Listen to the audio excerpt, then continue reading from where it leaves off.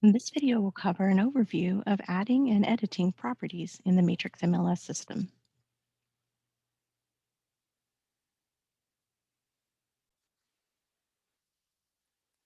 When you enter Matrix, simply hover on the Add Edit menu and then click Matrix Add Edit, or just simply click right on the menu.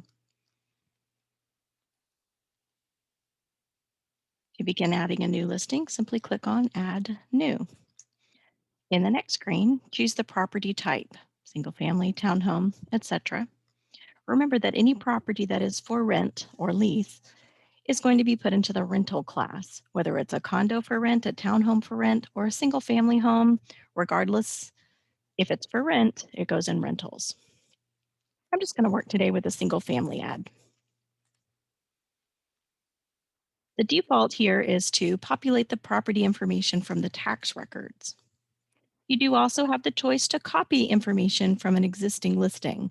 If, say, you had a listing, that listing expired, and you're relisting it now, rather than having to type all of the information from scratch or import and start basically from scratch, you can simply copy the previous listing data, pictures included, and just have to do a few updates and tweaks to the data as opposed to, again, entering it all from scratch. You do have the last option, which is to start with a blank listing and enter all of the information by hand.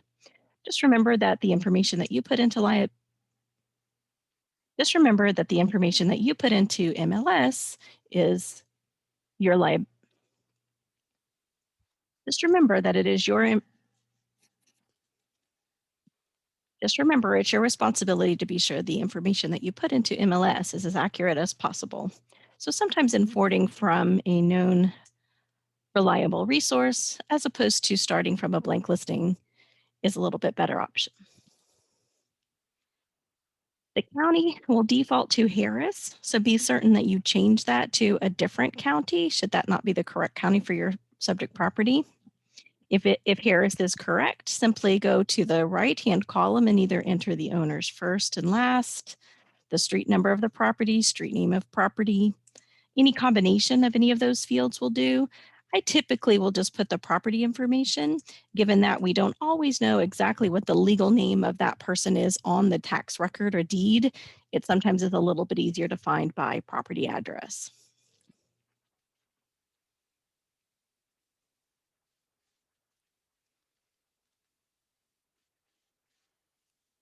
And then click search. From this screen, since it's found the correct property, you can verify that the owner's name is the person that you expected it to be and that it is the correct property. Go ahead and click on Fill once you're ready to move on to the next step, and it will import the data from the tax record into MLS. We won't see too much of that data on this step. We'll see it in the next few steps, though. The first step in the little stepping stones, so to speak, across the top is the status information. You have the choice here between active or coming soon. A property can only be in the coming soon status for a maximum of 14 days. If no action's taken to move it to active or another status at that time, it will automatically go into withdrawn. You can change it manually at any time to active if it does need to go active prior to that 14-day period ending. Again, the maximum number of days is 14, no minimum. I'm going to leave active selected and move on to the next step, which is our listing information. Here's where we're going to see some of the data that was imported from that tax record, like I mentioned. Anything that's highlighted in yellow is going to be a required field. So you definitely need to hit all of those fields that are shaded yellow. And then if you can, fill in the blanks on anything else that you're able to. Again, accurate data and the most complete amount of data on a listing is going to be super helpful for those searching out property. You never know what's important to that consumer on the other end who's doing the search. So just be certain to fill it out as completely as you possibly can. Again, you have to fill in all the required fields naturally.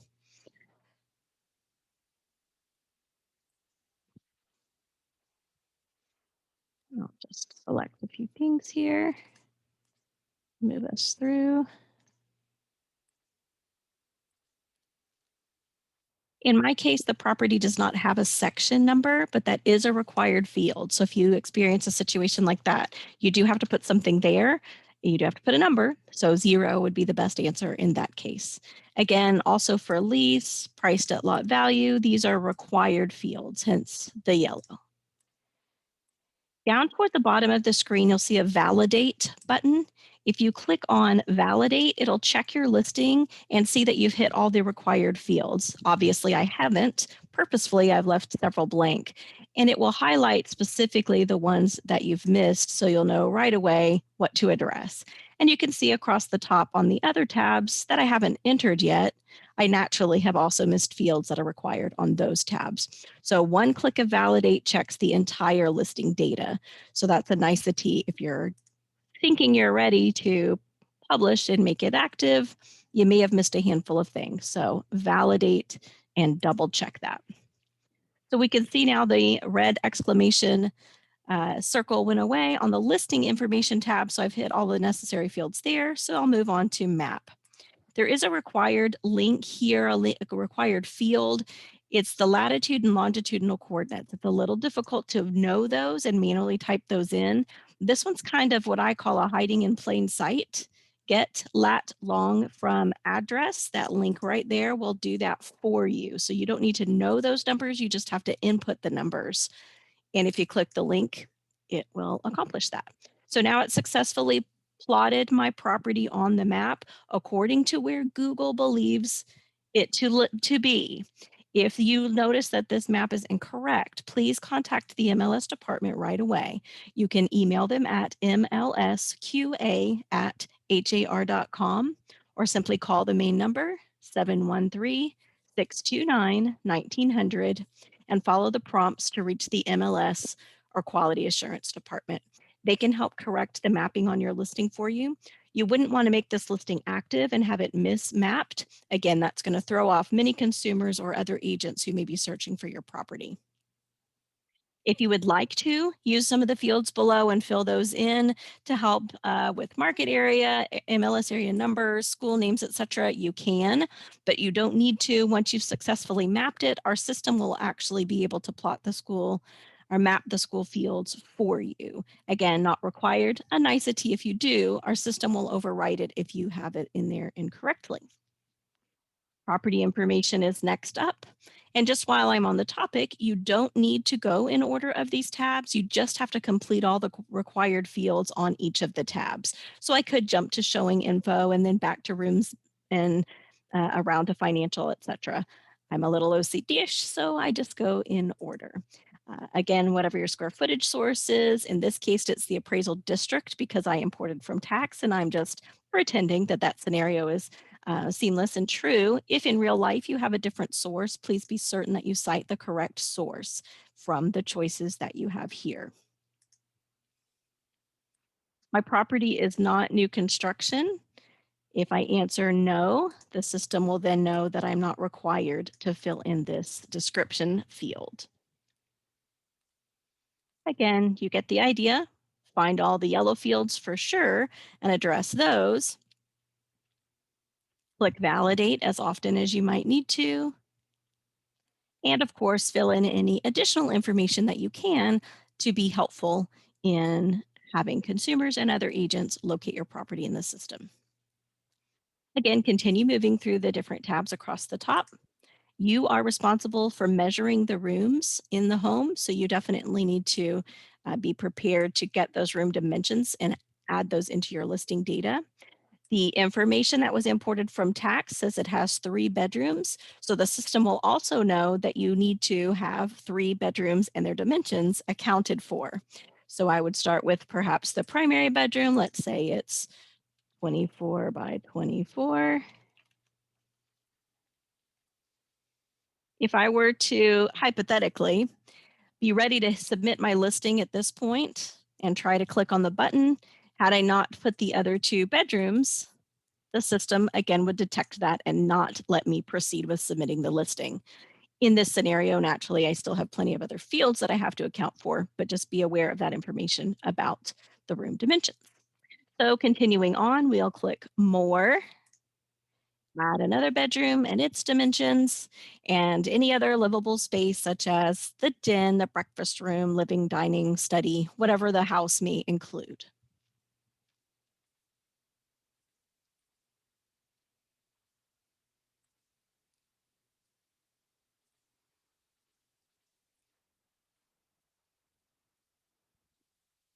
Financial information will include, again, a handful of required fields.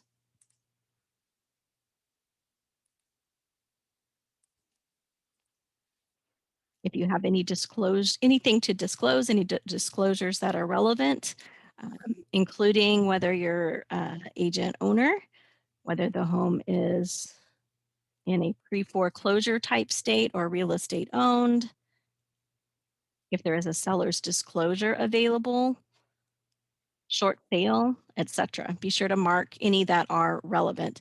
Typically, the seller's disclosure is the one that's most commonly checked, but not always. And again, anything that's relevant in these other fields, affordable housing, maintenance fees, etc. Again, fill in whatever you know, whether it's required or not. If you have verified information on any of these other pieces of data, go ahead and fill those in. Again, you can click validate any number of times that you'd like to notice which tabs still are missing data and which specific fields on each tab need to be addressed. Showing information is fairly self-explanatory. These, of course, are the showing instructions. Whatever phone number that you put here for the appointment desk is what will be in Matrix for realtors to call and make their appointments.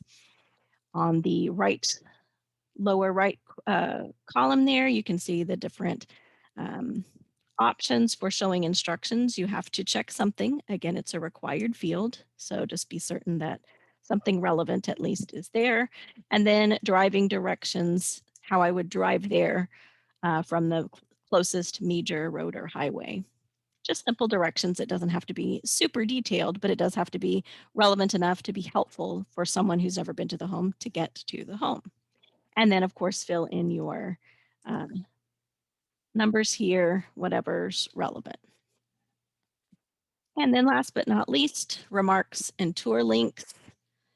Again, somewhat self-explanatory. The remarks, the physical description are public remarks. You have up to 1,000 characters here, and these are made public. Consumers can see those on har.com and any other sites that the property's going to be distributed out to. It can only contain physical descriptions of the property. It cannot contain phone numbers, emails, etc. And then there are your agent remarks. You have up to 550 characters to do something more specific or agent centric, like perhaps gate code, showing info, details of that sort. And then you have your virtual tour links. Virtual tour link 1 and 2 will show up on the public sites. You've got several other options there as well. If you have any of those scenarios, a web page specific to the property or other listing website or tour links, you can put the URLs in the appropriate fields. And now we've made it through all of the tabs. Hypothetically, I've addressed all of my required fields. I've clicked validate. I'm certain that I'm ready to go. I'm missing nothing, hypothetically. If you were to at any point be in need of pausing and coming back later, perhaps I hadn't measured those rooms yet. So I need to go to the home, take care of getting the measurements, and then come back and input this into the home, into the MLS rather. You can just simply click Save as Incomplete at any time, and it will do just that, save it as incomplete. If the property is ready to go live, you can go ahead and hit Submit Listing, and immediately all that text will be made live as an active property in my scenario here. And it will not yet have the pictures with the text fields of that property. So just be mindful of that. If you would like to add the photos first and then publish the listing, also save as incomplete. So once you click on Save as Incomplete, it automatically assigns it an MLS number and allows you to know what that number would be for marketing purposes. If you're having anything, graphics created, pages printed, things like that, you'll know that number. And then you can see here, we've got our add and edit photo option, as well as our add edit attachments or documents option. So in the add edit photos, it again explains what it needs from you. Please reference the MLS rules to know how many minimum photos that you need, how quickly you must upload them, etc. Again, it gives you the dimensions here, 2040 by 1536. And here, kind of hiding in plain sight, is that link to import from another listing. So my scenario back at the beginning of the tutorial, Where I mentioned if you had a previous listing that had expired and you're relisting it, you could import the data. Here is where you can then import those photos. This is also helpful if you have a property that's both for sale and for lease. Perhaps you already added the for sale version of that listing, and now you're adding the for lease version of that listing. You can import the pictures from your listing that's for sale into the rental version of that listing, or vice versa. So that can be very helpful, again, if it's a relist or if you have it in those two different categories. Maximum is 50. Again, rules vary slightly, whether it's a single family home, townhome, country homes, and acreage or lots. So reference the MLS rules to know the details about that. I'm just going to click cancel and move on to the attachments. But before I leave here, a reminder, as you're uploading the photos, it will also give you a space to add a description of that photo so that you can put text on each picture. I highly recommend it. It's not required, but it certainly is helpful, and it's a more full way to represent the home and market the home and allow consumers to know the most that they can about the home, particularly on an empty house. If it's a vacant home and each room is empty, they all kind of begin to look a lot alike after a while of viewing photos. So if you have a nice, short, sweet, or lovely, flourishy description of those pictures, that will really, again, help in marketing the home. And then attachments, add edit attachments or documents. This could, again, be your seller's disclosure. If you have that document and you're going to upload that, you certainly could. Again, not required, but a nicety if that is in MLS available for buyers agents to simply download on their own and provide to their prospective customers, clients, that stage.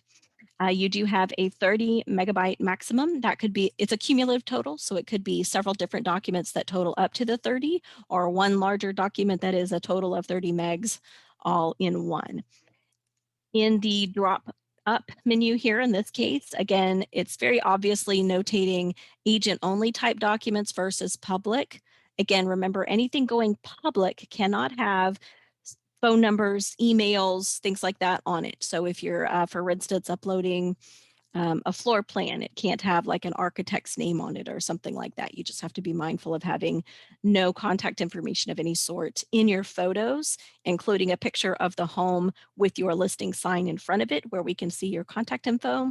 No contact information of any sort in attachments or photos. And then you would simply upload that file. Once you've chosen the type and upload, it will then add it to MLS for you. Again, I'm just going to click cancel. And that's mostly it for adding a new listing. In the lower left here, you can see the continue editing option. I could then again go straight back into that listing, pick up where I left off, adding my details. If again, all of my required fields and everything was completed to my satisfaction, I could then go ahead and hit submit listing and make it active right now. My attachments, my photos, and all the text fields then go live all at the same time. Again, no requirement to make the photos live simultaneously with the text, but a lot of folks like to do it that way. Again, you can put it into save, click on save as incomplete more than one time. You can save as incomplete indefinitely. You cannot make it active if it isn't within a certain number of days after the listing agreement has been signed. Again, refer to the MLS rules for those dates and that information. But you can always come back to it, pick up where you left off, and edit that listing before making it live.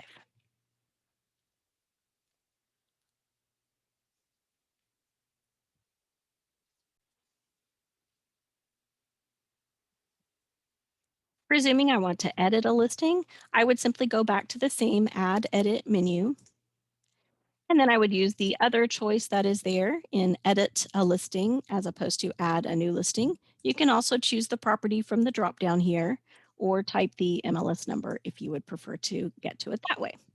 Once you click on Edit Listing, you'll have several different options to pull up your property: active, coming soon, incomplete, etc. You can pull it up by property address. You can pull it up by MLS number here as well. If you simply choose it from the dropdown, it takes you to your modify listing options. I'm working with an incomplete listing currently. If you're working with an active listing, you will have a few more options here to go back in and edit any of the text fields, meaning my room sizes, my features, any of the disclosures fields we talked about, any editing of text fields. You would do that from the, in my case, single family add edit. If you were adding a townhome, you'd see townhome add edit, and whatever appropriate property type you had worked with, you'd see that there. Again, you can change the listing status to coming soon, and it can only be in that coming soon status for a maximum of 14 days. Managing tour links, deleting my incomplete if I were wanting to do that, managing photos, managing attachments. Again, fairly straightforward things in terms of the title of the menu and what it does. I have a few extra menus on my page because I'm a staff member at HAR, so that's why I'm not going to mention those, and we'll just move on. Again, it's fairly easy to just click and pick up where you left off with the virtual stepping stones, as I call them, to get through the listing detail pages. Again, validate, save as incomplete, or submit at any time that you are ready to do whichever stage it is you're ready to handle.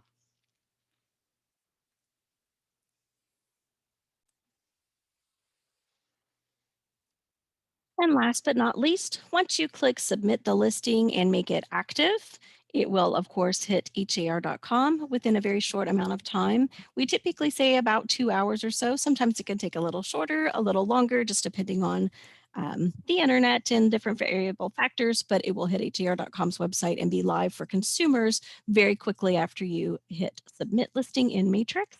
And then within about 24 hours, it will be distributed out to all of these other websites. Your broker has complete control over this distribution. They can elect not to be involved in this distribution list and not send properties out to this distribution list, or they can elect to be in on the IDX distribution.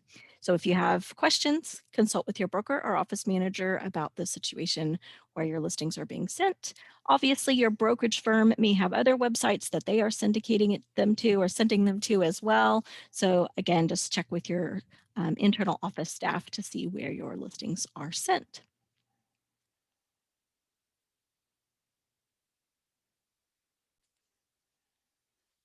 And that brings me to the end of my overview of Matrix Add Edit. If you have any questions, feel free to reach out to me directly by email or by phone. My email is just simply my first name, Marilyn at har.com. And my phone is 713-629-1900, extension 288. Thank you, and I hope you enjoyed this tutorial video.